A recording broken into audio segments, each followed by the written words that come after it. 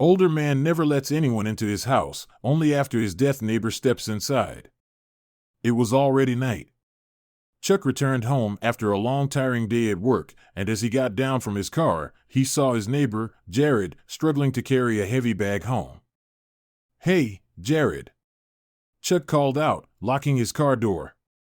"Wait a minute. I'll give you a hand." The older man dropped the bag and looked up, huffing. "Did I ask you to help me out, boy?" "No need," he said, and got back to dragging the bag up the stairs. Chuck shook his head, ignoring the older man's modesty, and ran over to help him. But the bag turned out to be quite heavy, and Chuck could barely carry it himself. As they reached Jared's porch, the man opened the door, and Chuck was about to head inside when Jared took the bag from his hands. "That's enough, boy. I think I can carry it further alone," he said, trying to close the door, but Chuck stopped him. "Come on, Jared. Let me at least have a look inside, will you?" he laughed. "The whole neighborhood probably knows that you might as well refuse the president if he wanted to see your home. What's inside that I can't see, huh?" "Billions, boy, billions," joked Jared. "And I don't want anyone to get a hand on my billions. So thanks for the help." "Well then, Jared, how about getting yourself a new car? Because you will soon need to harness horses to drive this one," laughed Chuck, pointing to Jared's old car. "Anyway, good night," Chuck added and went home. A couple of hours later, Chuck came out for a smoke. He was in the front yard when he suddenly heard a loud crash and a scream from Jared's bedroom window. Chuck dashed to Jared's front door and knocked several times, but no one answered. "Hey, Jared. It's me. Chuck. Open the door," Chuck called out. Still, there were no replies. Chuck dashed to the man's backyard and noticed the open backyard window. "Jared. I'm here. Right under your window," he called out to Jared again, but the man never replied. Sensing something was off, Chuck crept into Jared's house through the window. As he entered, he discovered an open hatch in the center of Jared's bedroom. "Jared, are you there?" he called out, kneeling beside the hatch. No replies again. "Oh no, Jared." Chuck pulled out his phone with trembling hands and switched the flashlight on, causing the space to be illuminated. Within seconds, Chuck's gaze ran across the basement, and he couldn't believe his eyes. There was a collection of golden antiques on one of the shelves. Chuck's eyes widened in disbelief. He had never seen something like that before. Chuck took one more look at dead Jared, then, without any hesitation, he quickly grabbed a duffel bag lying in a corner and stuffed it with everything he found in the basement. Then he climbed out of Jared's window, ran to his garage, and hid everything there, deciding not to mention the loot to his wife. Jared spent the whole night looking up antique stores online. He found one in the neighboring town and decided to visit it. The next morning, Chuck sat at the kitchen table, sipping his morning coffee. He glanced at his wife, who was busy in the kitchen. "Honey, I'm heading to work now." "It's going to be a busy day," Chuck said, grabbing his work bag. "All right, have a good day, babe," his wife replied. Chuck forced a smile, concealing the nervousness that churned within him. He grabbed his car keys and made his way to the garage. Once inside his vehicle, he dialed his partner's number and asked him to cover for him. Then he ended the call and drove away from his house, taking the route that would lead him to the antique shop. A bell on the door chimed as Jared entered the antique shop, holding 2 bags in his hand. He noticed a man, probably in his late 70s, standing behind the counter. "Hey, hi. I would like to get my stuff appraised. I have like a collection of the old, vintage things," he told the man, approaching him.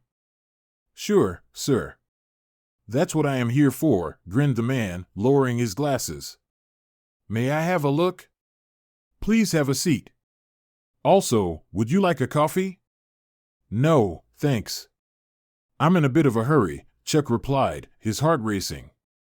He was nervous and wanted to get rid of the antiques as soon as possible. The man was quick to notice Chuck's panicked expression. "If I may ask you, sir, Where exactly did you get them? Asked the man, looking at the antiques with bare eyes. Interesting exhibits, I must say. Well, Chuck stammered. My granddad, actually, he was a wealthy man, and this collection was passed from him to my dad and then to me. You know, like a generational thing. Inheritance, you mean? Asked the man with a smile as he pressed the security call button under the counter. A shrill buzzing sound rang across the room, and all the doors and windows were automatically locked. What just happened? Chuck jumped to his feet in shock, looking around. What did you do? Open the door. I don't want to get my things appraised here any longer. Well, sir, the doors will now open only when the police arrive, and while they are on their way, let me tell you the true story behind the collection you brought here, the man calmly said, sitting on a chair with a cup of coffee. This story took place 38 years ago in the estate of a wealthy man named Arnold, said the antiquarian as he began narrating the fateful incident 3 decades ago. It was a bright, sunny day. Arnold smiled as he entered the kitchen of his massive estate on the outskirts of town. Good afternoon, Jared, he told his servant. Arnold was the son of a renowned antiquarian, and he was carrying his father's legacy forward by presiding over his business. The then 43-year-old Jared worked for Arnold's family and had been serving them for 9 years. Good day, sir, Jared wished his boss. Catherine has made you an omelet with cheese and jalapenos for breakfast today. Your favorite, sir, he added. It'll be ready in 2 minutes, and in the meantime, you can read the news, Jared said, handing over the newspaper to his boss. Thank you, Jared, Arnold smiled as he opened the newspaper to read. By the way, please tell me, didn't you hear any strange noises at night? Noises? No, sir, Jared shook his head, setting his boss breakfast on the table. Perhaps it was the dogs? I'll let them out tonight. I didn't want those poor things to stay out in the cold, so I brought them in last night. Maybe I heard them, Arnold frowned, nodding his head as he began reading the newspaper. Oh, also, Jared, he added. An old friend of mine is coming to visit us today. Please prepare the guest bedroom for him. I'm not sure if he'll be staying over, but I want everything to be ready, Arnold said and began eating breakfast. That afternoon, Arnold's 57-year-old friend Edward arrived at the mansion after lunch. Oh, look at you. It's been a long time, hasn't it? Arnold beamed as he hugged his mate after all these years. Edward was always close to Arnold's family, to the extent that even Arnold's late father knew him. The two mates freshened up and got together for dinner. As Jared served them, he was eavesdropping on their conversation. You won't believe what I got my hands on, pal, Arnold chuckled, slicing his steak. I managed to find a collection of dishes from the 18th century on the black market. You might not know it, but that's exactly what my father was looking for back in his days. How long have we known each other for, Arnold? Edward smiled, sipping his wine. Probably since your childhood? Still, pal, I don't believe what you tell me until I get to see it with my own eyes. Arnold nodded, smiling and chewing his steak. Okay, Edward, he said cheerfully, slicing the meat again. Let's go upstairs to my room after dinner, and you'll know your pal ain't lying. Jared was caught off guard when Arnold suddenly looked up at him. You are still here, Jared? He asked. Please go to the kitchen and decide on tomorrow's breakfast menu with Catherine. I'll let you know if you are needed here. My apologies. Of course, sir. Jared understood that Arnold didn't want him to know anything more about the antique collection, but he couldn't contain his curiosity. He nodded to his boss and headed to the kitchen, but when nobody noticed him, he dashed upstairs and sneaked into Arnold's room, hiding in his boss' closet. Minutes after that, Arnold entered the room but alone. He rushed to his bed, kneeled down, and removed a tile next to the bed with a knife.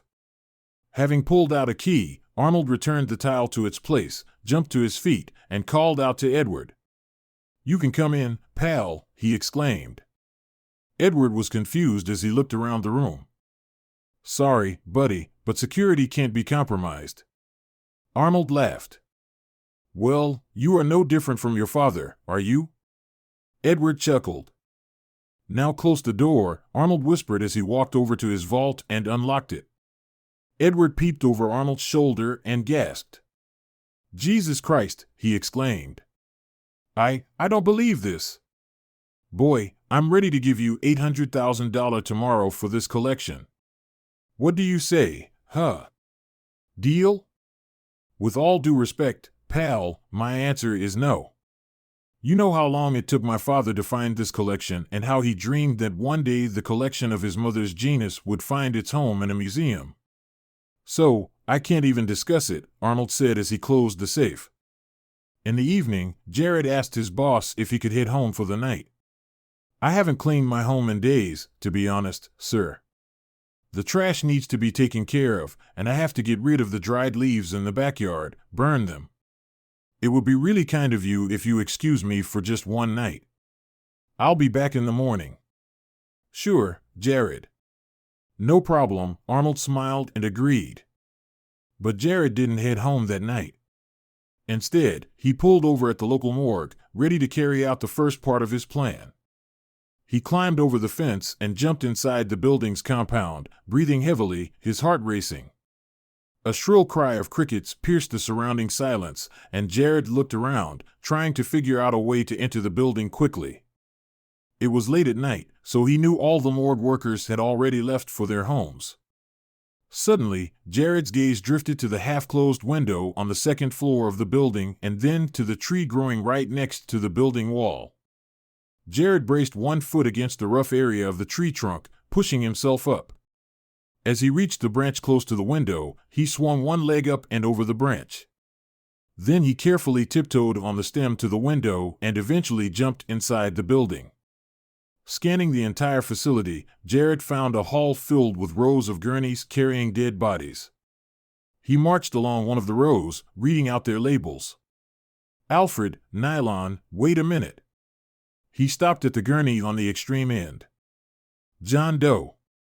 Homeless, read the label dangling from the corpse's toe. Nobody knew who this person was. This was it. Jared looked around the hall, thinking how he'd carry the body out of the building, and noticed a doctor's uniform hanging on a wall hook. He disguised himself in the uniform and began pushing the gurney out of the building. He took the back exit so he could quickly get to his car behind the fence. Huffing and puffing, Jared dumped the body inside his car's trunk and dashed to the driver's seat. He disappeared down the street without anyone knowing he had stolen a body from the morgue. As he arrived home, Jared carried the body upstairs to his bedroom and positioned it on his bed. Then he dashed to the garage, where he stored gasoline cans. Jared poured the flammable liquid into every nook and cranny of his house. Then he lit a matchstick, tossed it on the gasoline-stained floor, and rushed out the front door. As Jared watched his house reduced to nothing but burnt remains from 500 feet away, he smiled with contentment that the first part of his plan was successfully completed. He had the best alibi for the upcoming heist because, in the eyes of the world, he was a dead man now. Several weeks went by. Jared carefully planned his next move, perfecting his heist. One night, he stood before Arnold's mansion, disguised as a policeman and donning a fake mustache. He looked around and marched to the switchboard that supplied the entire district with electricity. Well, let's get started, he grinned to himself as he pushed down the lever, shutting off the electricity supply in the entire area. Then he walked toward Arnold's estate. The entire area was drowned in darkness. Jared used a flashlight to guide himself along the way. He could hear the dogs barking in the backyard and the crunch of leaves under his foot as he crossed Arnold's yard. Standing on the front porch, he knocked on the door several times, but there was no answer. He was about to knock again when the door flung open, and a man who looked no younger than 35 appeared in the doorway. Jared quickly shone the flashlight on his face, obstructing his own identity, and recognized the young lad as Arnold's new servant. Jared knew his ex-boss wasn't home. In fact, Arnold flew out of state at this time of the year to visit his sister. He never missed her birthday. "Good evening, officer." "Can I help you with something?" the young man asked Arnold, shielding his eyes from the light and interrupting the eerie silence between them. Jared lowered the flashlight a bit, but he made sure his own face was invisible. "Good evening, sir. We received a call that someone intentionally turned off the power supply at this address," he said. "My chief happens to be a good friend of your boss, and he asked me to stay here for the night. You know, it's not entirely safe. It's even weird that the power supply would be cut off like this." "That's very considerate of you, officer." The man looked at Jared's uniform and could see his fake name badge. "Officer Graham." "Thank you. My boss isn't home right now, so I was a little scared when the electricity went off." "Can I get you some coffee?" he offered kindly. "Yes, sir, that would be great," Jared said. "By the way, is there anyone else in the house besides you? You know, I need to give an update to my boss about the entire situation." "Understandable, sir," said the man kindly. "It's just me in the house right now. Catherine, the cook, lives in the staff quarters about 100 feet away. Anyway, please come in." "Thank you," Jared said, and as the man turned his back to him, Jared struck him hard on the head with his stick. As soon as the man plopped to the floor, Jared gagged him and tied his hands and feet. Finally, Jared rushed upstairs to Arnold's room. He removed the tile near Arnold's bed, got the vault's key, and stuffed the entire collection he found in the vault into the bag he had carried. Then Jared crept out of the house, taking the back door to avoid unwanted attention. He noticed the dogs outside as he came out, but he was relieved they didn't bark because they recognized him. Swiftly, Jared headed toward the dense forest that enveloped the mansion's surroundings. He had stashed a backpack there with a change of clothes. With a sense of urgency, Jared retrieved the backpack and changed his attire, discarding the police uniform in a pit he had prepared before the heist. It was a cleverly crafted hideaway where he had planned to dispose of any evidence that could link him to the crime. Now, it served as the final resting place for the incriminating uniform. So Jared stuffed the police uniform into the pit and tossed a burning log on the material.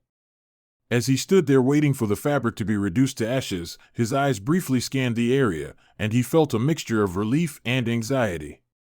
Nobody had seen him escaping. Then, with his belongings in tow, Jared embarked on a journey through the depths of the forest, taking calculated and careful steps. He could hear the sounds of nature surrounding him, the shrill cries of crickets, the clicking of bats, and the scuttling of tiny creatures as he made his way through the forest.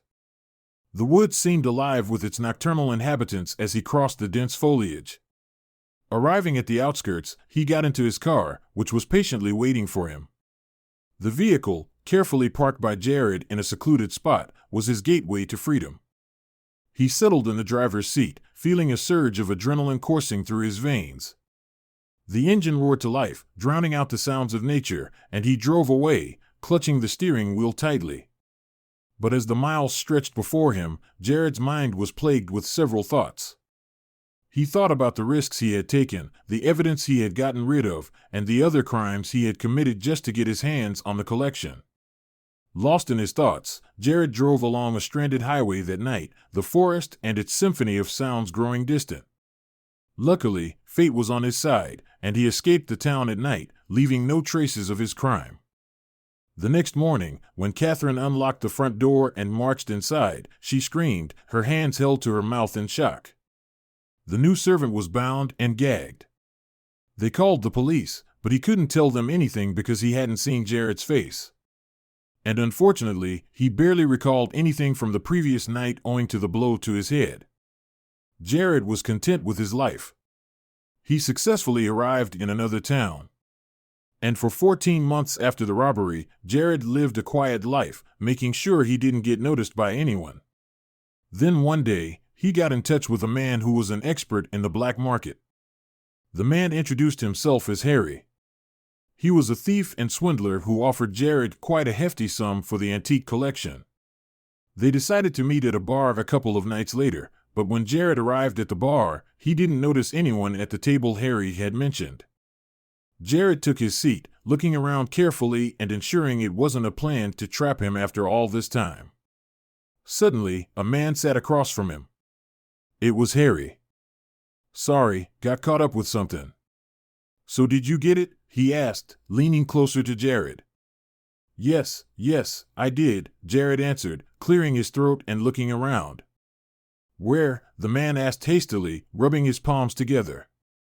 "I don't see it with you. Do you think I'm a fool to carry it all the way to a bar?" Jared fumed. "Then why the hell did you call me here?" Harry lost his cool. "Tell me what's going on, or—" "Lower your voice, will you?" Jared hissed, rising to his feet. "Follow me." Jared and Harry left the bar together, but Harry didn't know Jared had hidden his collection of valuable items in a secure hatch located about a mile away from the bar. While they were on their way to get the collection, Jared sensed something was wrong. He turned to his side and saw Arnold, who had a dreadful look on his face. Their eyes met, and a dread washed over Jared. He quickly turned into an alley and began running to save himself. Arnold was not alone. He was accompanied by a series of policemen who were now pursuing Jared mercilessly. The sound of Jared's pounding footsteps reverberated through the narrow passage as he raced to escape the clutches of the approaching officers. Jared had decided he was not going to succumb, and he had made a calculated decision. He had not brought the stolen collection of gold and antiques with him to the bar, knowing the risks involved. Luckily, fate again played in Jared's favor, and the alley opened into a bustling market. The crowd swallowed him whole, and he escaped successfully. For hours police tried to look for him, but Jared was not found. They combed through the market, desperately trying to locate him, but it was all for naught. It seemed like he had vanished into thin air. "That's how we lost track of him," the antiquarian told Chuck. Chuck knew he could no longer avoid what he had done. It seemed like the collection was cursed. Anybody who stole it and tried to get away met with bad luck. He sank onto the floor, burying his face in his knees.